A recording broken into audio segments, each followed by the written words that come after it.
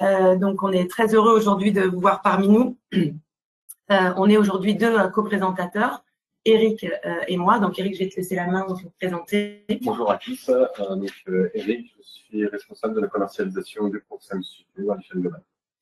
Donc, moi, je suis Valérie Duplat-Jacob, en charge de la partie Proxem Studio et l'analyse sémantique à travers des clients plutôt industriels. Aujourd'hui, le déroulé du webinaire, on est ensemble une petite heure. On a 4 grandes parties. La première, ça va être une présentation rapide du groupe Dassault Systèmes et de Proxem Studio.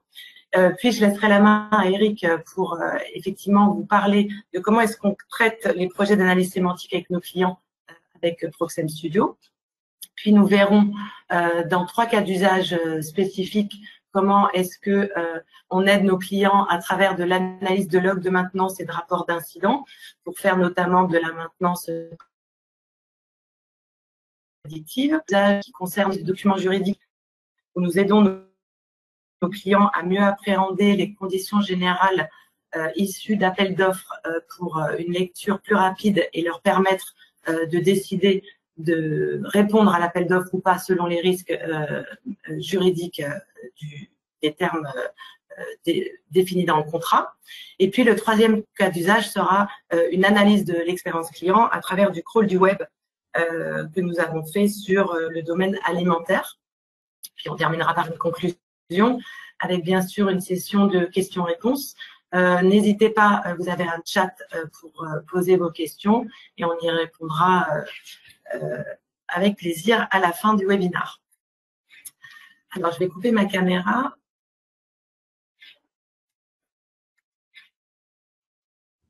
Alors, globalement, une introduction rapide au groupe Dassault Systèmes. Donc, Dassault Systèmes est une société tournée vers l'innovation.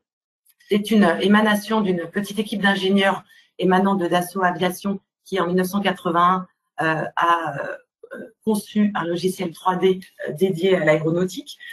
Puis 10 ans plus tard, ces logiciels de conception 3D se sont tournés vers les maquettes numériques, toujours dans le domaine aéronautique. Puis ça a été répliqué dans diverses industries, notamment dans l'automobile, avec l'arrivée de la gestion du cycle de produits, où on aide nos clients à travers toutes nos applications à mieux appréhender la conception d'un produit jusqu'au recyclage. Et puis en 2012, Dassault Systèmes a développé la 3D Experience Platform, qui est une expérience, qui est une plateforme qui permet à nos clients de collaborer et planifier et surtout d'avoir accès à tout notre portefeuille de produits. Donc Dassault Systèmes, c'est aujourd'hui 20 000 salariés répartis dans 140 pays avec 270 000 clients et presque 5 milliards de chiffre d'affaires. Et puis en 2020, avec le rachat de Medidata, côté Life Science, Dassault Systèmes s'est tourné vers le jumeau numérique humain, donc est parti de l'objet vers la vie. Donc globalement, qu'est-ce que la 3D Experience Platform aujourd'hui permet à nos collaborateurs, mais aussi tous nos clients? Elle permet de faciliter l'utilisation de toutes nos marques. Vous voyez, c'est un cadran avec 4 principales axes. Donc le premier en haut concerne toutes les applications de collaboration que sont Enovia, 3D Excite et Centric PLM. Sur la gauche, vous avez toutes les applications de modélisation en 3D, donc avec SolidWorks, CATIA, Geovia et Veolia. Et puis, vous avez également toutes les applications de simulation avec 3D-VIA, Delmia, Simulia. Et enfin, ce qui nous intéresse aujourd'hui fortement, les applications d'intelligence de l'information, où vous retrouvez Medidata, mais aussi NetVibes avec Exalead et Proxem Studio. Tout ça pour couvrir toutes nos industries, donc 11 aujourd'hui, et donc pouvoir répondre à toutes les attentes de nos clients dans tous les domaines d'activité. Alors, Proxem Studio dans le portefeuille de l'intelligence de l'information, puisque c'est ce qui nous anime aujourd'hui. Donc, on est parti d'un constat intéressant, c'est-à-dire qu'il y a un patrimoine digital important en entreprise à travers un volume de données non structurées, non exploitées, qui, effectivement, grâce à la Proxem Studio, permet finalement d'en extraire la valeur, que ce soit des données non structurés internes comme externes et qui permettent à nos clients effectivement de pouvoir répondre à des innovations industrielles, mais aussi améliorer l'excellence opérationnelle et performer en entreprise. Alors, qu'est-ce que Proxem Studio et quelle est notre offre? Globalement, deux offres majeures que sont Proxem Knowledge. Alors, Proxem Knowledge permet effectivement l'extraction d'informations et l'exploitation de connaissances à travers ce qu'on appelle des documents longs, donc plutôt des PDF, des Word, des documents assez conséquents qui permettent aux entreprises de gagner en performance en pouvant gérer un thésaurus, une ontologie, en identifiant des signaux faibles, mais également en pouvant automatiser certains processus métiers. Alors, le type de données qu'on peut effectivement traiter, on en a listé quelques exemples, notamment des logs de maintenance et des rapports d'incidents, dont va faire partie l'une de nos démonstrations aujourd'hui. On analyse aussi, on aide effectivement à une meilleure connaissance à travers les documentations techniques et les bases de connaissances métiers avec la mise en place d'ontologies, de thésaurus, de référentiels métiers. On analyse également les appels d'offres et les contrats pour permettre à nos clients de les lire plus vite et d'en extraire la valeur et de derrière permettre effectivement une analyse juridique fine et claire. On fait également de l'analyse de publications scientifiques où on peut aider certains de nos clients à trouver des corrélations entre un génome et une molécule, par exemple. On fait de l'analyse de brevets avec des notes R&D. Et bien sûr, on parle aussi de données externes avec les données web, où on va aller crawler des informations sur le web à travers NetVibes, donc la marque dans laquelle on est intégré, pour pouvoir faire de la veille de marché, de la veille concurrentielle et pouvoir vous permettre d'être plus performant sur vos métiers. Et puis la seconde offre aussi importante, c'est Proxem Insight. Alors là, on est plus sur l'analyse de textes courts, la réponse à une question ouverte qu'on appelle des verbatim, où on aide nos clients à mieux appréhender l'analyse de sentiments, d'opinions, et donc à finalement aider à les parcours clients, aider à la satisfaction de vos clients, la satisfaction de collaborateurs également, puisque forcément, vous avez aussi des enquêtes de satisfaction interne auxquelles peut-être vous répondez, et puis on aide également à en tout cas analyser la voix du citoyen à travers des analyses spécifiques qu'on peut faire pour les entreprises secteur public. Alors, quel type de données nous analysons? Donc, tout type d'enquête de satisfaction, enquête à chaud, enquête à froid, des fichiers Excel essentiellement.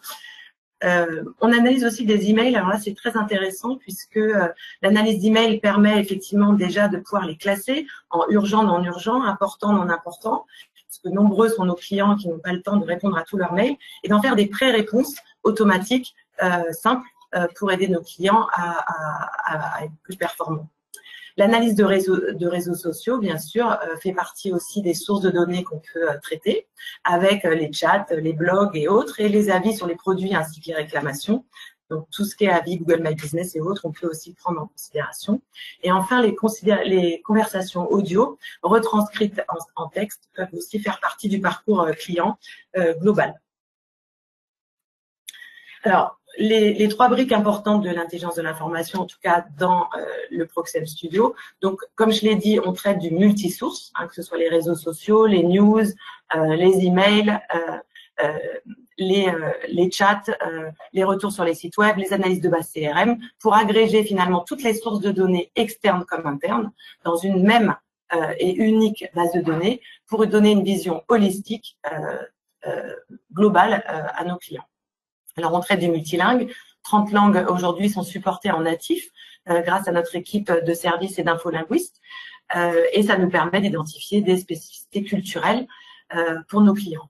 Enfin, on utilise bien évidemment l'intelligence artificielle et tous les principaux points du machine learning et deep learning à l'état de l'art, bien évidemment, pour la mise en place rapide et personnalisée d'ontologie et de classification spécifiques. Alors, je vais laisser la main à Eric pour l'approche de Proxem et comment est-ce qu'on traite un projet aujourd'hui avec nos clients. Merci beaucoup, Eric. Alors, si on revient finalement au service de base rendu possible par notre solution, eh bien, et qu'on le schématise un petit peu, eh bien, ce que permet le ProXM Studio, c'est d'annoter automatiquement du texte, quelle que soit sa nature, quelle que soit la langue dans laquelle il est rédigé, afin d'en extraire des concepts. Donc, si on schématise, notre système va automatiquement annoter le document à la façon de ce qu'aurait fait un humain avec des stabilos, en identifiant l'ensemble des thématiques, quelle que soit leur formulation, et en allant extraire des relations entre ces thématiques. Par exemple, un certain type d'équipement et un certain type de problème ou un motif de satisfaction. L'ensemble de ces contenus sont ensuite automatiquement ventilés dans des référentiels structurés que l'on va appeler plan de classement, taxonomie ou ontologie, selon la forme qu'ils vont prendre, selon l'organisation qu'on va leur donner, qui sont souvent créés sur mesure et qui vont être représentés sous forme d'arborescence de concepts ou sous forme de graphes. Un document ou une section de document est susceptible d'être ventilé à différents endroits du référentiel structuré s'il contient plusieurs thématiques. Ce qui permet finalement de quantifier l'information qualitative qui se trouve dans les documents. Comment est-ce que ça fonctionne? Si on soulève un petit peu le capot et que l'on regarde notre parti pris technologique, eh bien, notre système repose sur une approche hybride. Une approche qui va mixer de l'IA statistique, du machine learning, de l'intelligence artificielle, et de l'IA symbolique, plutôt un moteur de règles. Le point de départ, c'est le machine learning. C'est de l'apprentissage automatique non supervisé, plus précisément basé sur des algorithmes de deep learning, qui vont permettre, sur la base d'un corpus donné, de faire une synthèse automatiquement, sans qu'il y ait d'annotation préalable de ce corpus, afin de suggérer à un analyste, éventuellement épaulé d'un linguiste, l'ensemble des concepts qui sont contenus dans un corpus donné, dans une langue donnée. Ensuite, dans une démarche plutôt top-down, l'analyste va venir organiser l'ensemble des concepts au sein de son plan de classement, de sa taxonomie, son ontologie, comme je le disais précédemment, et commencer à valider ou invalider ce que suggère le système afin d'organiser son moteur de règles, de créer son thésaurus sur lequel va reposer la classification. Et donc, c'est un jeu d'interaction entre la machine et les algorithmes d'intelligence artificielle, de deep learning et les experts humains qui va permettre le paramétrage initial. Et plus les experts humains vont créer de règles dans le thésaurus, plus le système va pouvoir faire des suggestions plus précises afin d'avoir un système qui va être à la fois précis et couvrant à la fin et être sûr d'avoir un bon niveau de classification. Il y a deux modes opératoires pour se servir du ProXM Studio. L'une des choses à retenir de ce webinaire, c'est que le ProXM Studio, aujourd'hui, est la seule solution qui rend autonome les utilisateurs qui n'ont pas de compétences très poussées ni en informatique ni en linguistique dans la mise en œuvre de leur projet d'analyse sémantique de bout en bout. C'est-à-dire sans passer par des phases extrêmement complexes de paramétrage et de code finalement, juste avec la méthode dont je vous ai parlé dans le back-office de paramétrage. Un expert humain, après avoir été dûment formé, qui a de l'appétence pour la donnée néanmoins, va pouvoir mettre en œuvre son projet d'analyse sémantique. Dans la majorité des cas, encore aujourd'hui, le paramétrage initial est plutôt réalisé avec la deuxième configuration, c'est-à-dire confié à l'équipe service de ProXM pour faire le setup initial et la maintenance au fil de l'eau en interaction avec les experts métiers de nos clients. Le ProXM Studio est une solution qui est modulaire et qui va reposer sur 4 principaux modules. Ce qu'il faut aussi retenir de ce webinaire, c'est que c'est une seule et même plateforme qui va vous permettre de traiter tout type de données, comme l'a dit Valérie. Il y a parfois quelques variantes par rapport à certains modules en fonction de la forme de certains documents, mais la logique est toujours la même. Le module Connect va permettre de télécharger des bases de données textuelles ou de s'interfacer via API avec des systèmes d'information des applications tierces, ou alors réaliser des crawls web pour constituer finalement un corpus sur la base de contenu web. Ensuite, Organize est l'outil qui va permettre aux experts de concevoir rapidement leur ontologie et créer le thésaurus, donc les règles linguistiques qui vont permettre la classification en se basant sur le texte lui-même en point de départ. Et ensuite, on a deux modules. Le Proxen Studio contient deux modules d'exploitation des résultats. Le module Explore qui est un outil, un moteur de recherche sémantique à facettes, et on va vous présenter plusieurs démonstrations dans les minutes qui viennent, qui va permettre à des data analystes de faire une exploitation statistique très avancée suite à la phase NLP, la phase de text mining, et également utiliser un certain nombre de fonctionnalités type BI pour pouvoir tirer le maximum de connaissances des résultats de la classification. Et le module Report qui, lui, va permettre de faire des dashboards avec une construction, avec une logique de widget, afin de faire une synthèse sur une thématique, sur un périmètre métier et ou géographique, et ainsi diffuser l'information vers un certain nombre de bénéficiaires en interne dans l'organisation. À savoir que tous les résultats de Proxem sont également récupérables en continu via des web services, via des API, pour pouvoir être exploités à travers d'autres systèmes d'information. Du coup, on a trois principaux rôles au sein du Proxem Studio. Le rôle Knowledge Engineer, qui lui va accéder à l'ensemble des modules de la solution, back-office de paramétrage inclus, et être totalement autonome dans la mise en œuvre de son projet d'analyse sémantique à travers les différentes étapes Connect, Organize et exploitation des résultats, et également pouvoir capitaliser d'un projet à l'autre en réutilisant tout ou partie des paramétrages réalisés précédemment.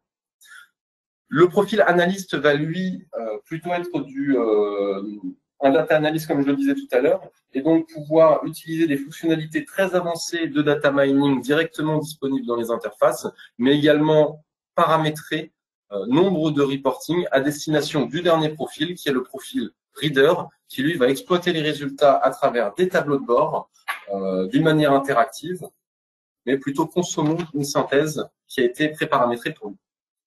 Merci beaucoup Eric. À présent, on va rentrer dans le détail, on va vous montrer la plateforme avec un premier cas d'usage d'analyse de rapports de maintenance et de rapports d'incidents. Donc, je vais laisser la main à Eric pour le contexte et la démo. Alors, c'est un des sujets très intéressants que l'on a amené à traiter grâce au Proxem Studio, et notamment dans l'univers de l'énergie et de l'aéronautique, par exemple, mais nombre de secteurs, comme le secteur manufacturier, sont aussi intéressés par ce type de cas d'usage.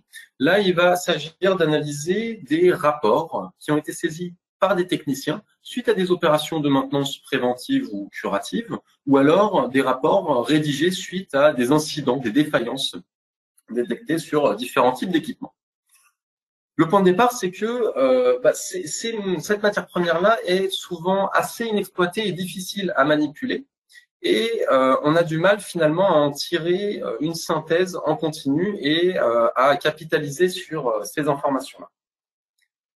L'objectif, ça va être de permettre automatiquement d'aller identifier dans ces documents l'ensemble des thématiques intéressantes, comme les types d'équipements qui sont concernés, qui ont été endommagés, les types de défaillances, permettre de quantifier cette information-là et d'aller identifier très rapidement les causes racines des problèmes, pouvoir compléter l'information qui se trouve, qui est collectée à travers d'autres capteurs structurés, l'IoT, les cellules, mais des champs structurés remplis également par ces mêmes techniciens, et également pouvoir alimenter des outils de maintenance prédictive en complétant l'information que l'on a par ailleurs grâce à un nouveau canal original de données qui donne énormément d'informations et beaucoup d'informations sur des liens de causalité, sur les causes racines. Si on regarde comment ça se matérialise concrètement dans le Proxem Studio, eh bien là, on va regarder des rapports d'incidents suite à des accidents automobiles, autoroutiers aux États-Unis sur un certain nombre de marques. Un certain nombre de marques sont impliquées, donc on le voit à l'écran. Il y a notamment Ford, Chevrolet, Toyota. Et donc on voit que dans la partie centrale, on va pouvoir quantifier la mention des différentes marques. Sur la partie de gauche, on voit qu'il y a différentes facettes et ça va contenir différentes arborescences. Et donc, on peut sélectionner, par exemple, l'arborescence contenant les parties des véhicules et les différents composants qui constituent ces différents ensembles du véhicule. pouvoir regarder dans le temps quelle est l'évolution du poids de la mention de ces différentes parties des véhicules et ainsi voir l'émergence de phénomènes ou l'impact de la mise en œuvre de plans d'action, de modification des véhicules ou d'effets saisonniers, de conditions climatiques, etc. On va également pouvoir extraire le vocabulaire associé au corpus ou un sous-ensemble de corpus d'une manière totalement dynamique sans que cela repose sur la classification et les fameuses ontologies dont je vous parlais tout à l'heure. Donc quand on sélectionne les moteurs, voir l'ensemble des thématiques associées au moteur, l'ensemble du vocabulaire utilisé. Donc par exemple, les blocages sans signalement au préalable. On peut ensuite, sur la base de ce sous-ensemble de corpus représentant 267 documents parmi les 48 000, aller regarder quels sont les véhicules qui sont concernés. Et donc, pouvoir quantifier un petit peu le lien qu'il peut y avoir entre des marques et un certain type de défaillance. Et on va même pouvoir aller détecter des liens vraiment concrets statistiques entre différents axes. Donc là, par exemple, sur l'axe vertical, on va retrouver les différentes marques concernées et sur l'axe axis, on va retrouver les différentes parties d'un véhicule. Donc, on peut se rendre compte que la notion, la partie de powertrain est surreprésentée dans les rapports citant les véhicules de marque Ford, Jeep et Nissan. Pour d'autres parties de véhicules, ce sont d'autres marques qui vont être surreprésentées dans les mentions.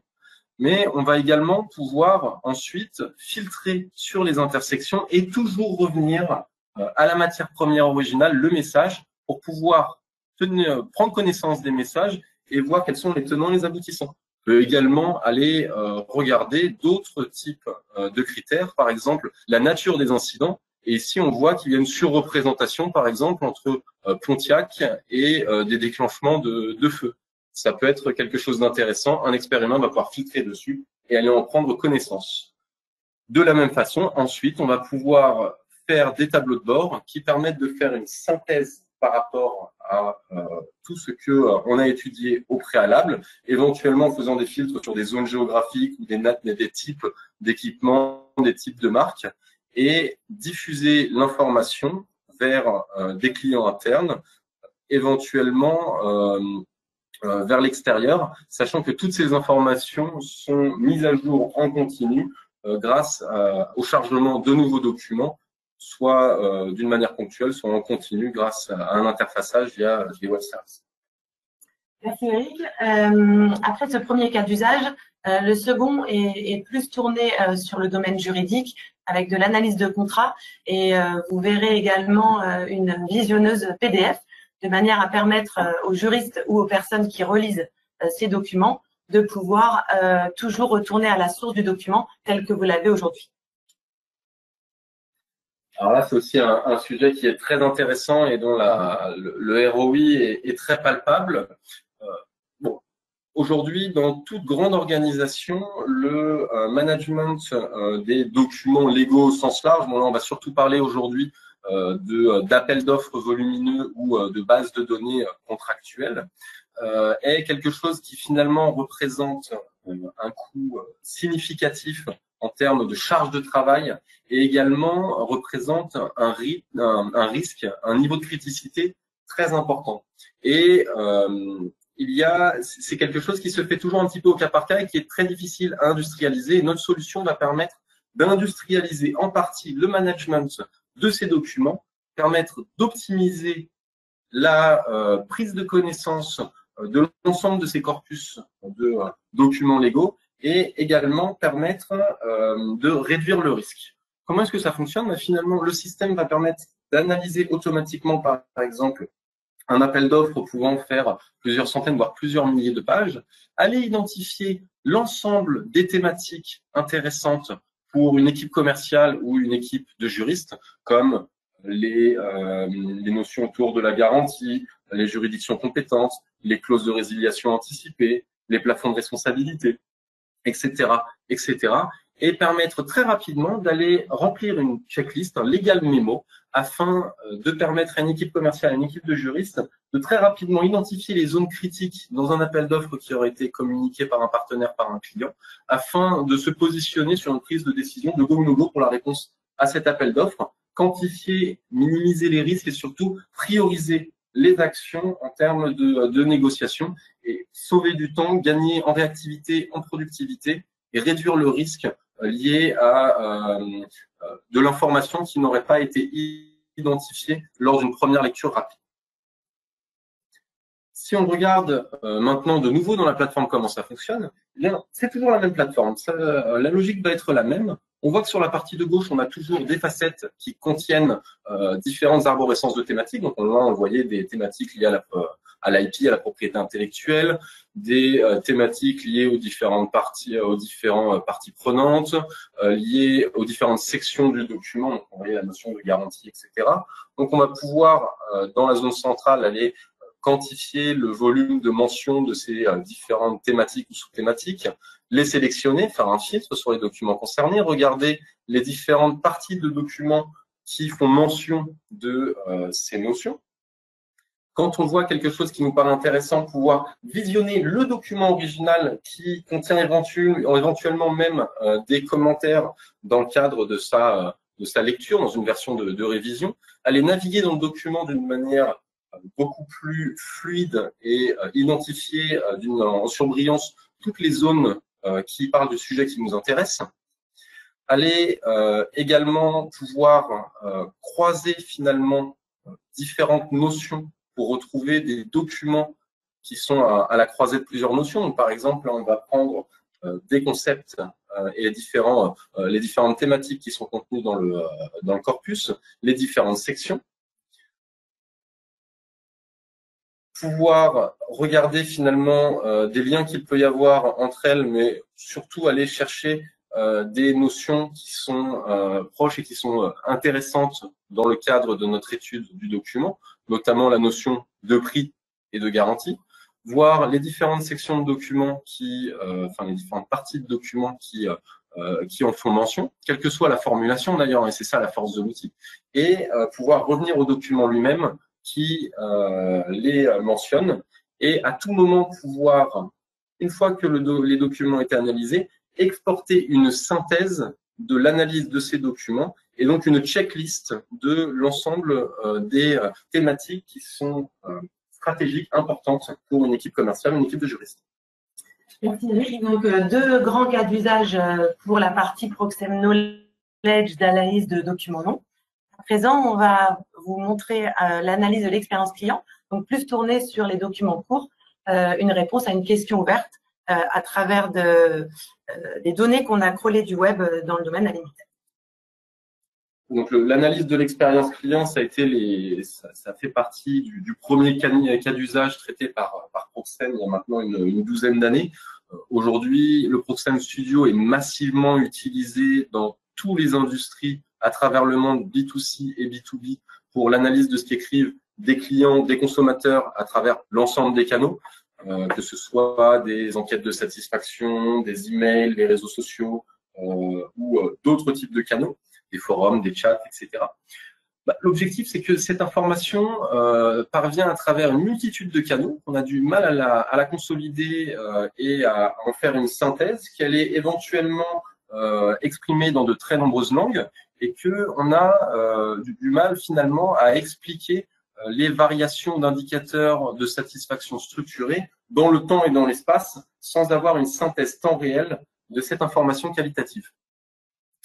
Et donc, que va permettre le Proxem Studio? Il va permettre de détecter l'ensemble des thématiques abordées par les clients à chacune étape de leur parcours, pouvoir créer un plan de classement permettant de mesurer l'ensemble de mesurer le sentiment et l'ensemble des thématiques abordées par les clients et les consommateurs, quantifier donc les principaux motifs de satisfaction et d'insatisfaction, mettre en évidence des phénomènes émergents, des signaux faibles qui seraient noyés dans la masse, permettre à l'ensemble des niveaux des organisations de prendre de meilleures décisions sur la base de ce que les clients ont exprimé et sur leurs attentes quant à de nouveaux produits, de nouveaux services à forte valeur ajoutée, quant à la résolution d'irritants et permettre aux organisations finalement de manager l'expérience de leurs clients en ayant une meilleure compréhension des enjeux et également la perception de leur écosystème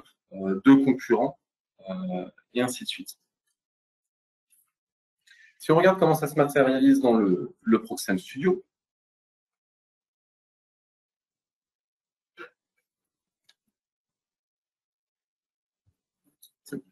alors là, on va regarder une démonstration sur des documents qui… on va reprendre du début.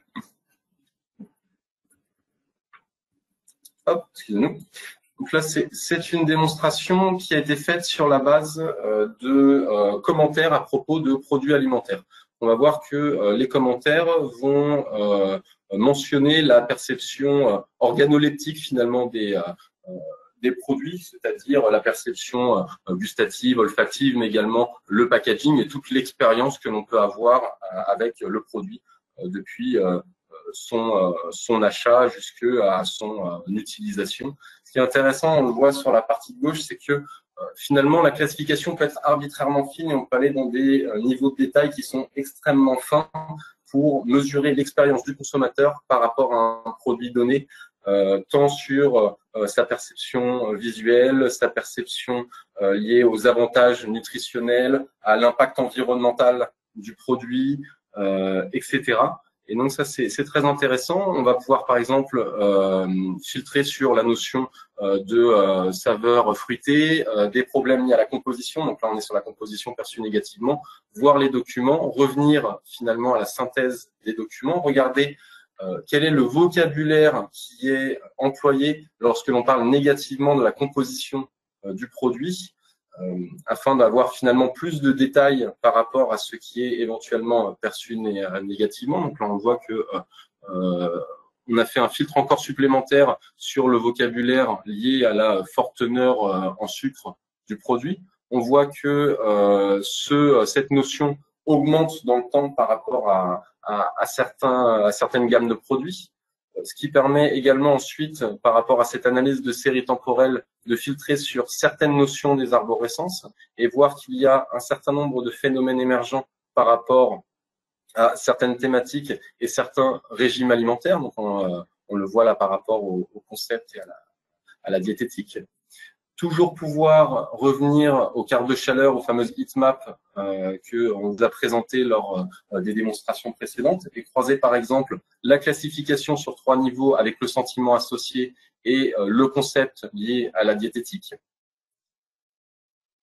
Et donc, on voit un certain nombre de thématiques apparaître, et notamment que la texture est perçue négativement dans un certain nombre de cas, également un certain nombre de signaux faibles liés à la présence d'allergènes ou le fait que les produits soient compatibles avec certaines pathologies comme le diabète.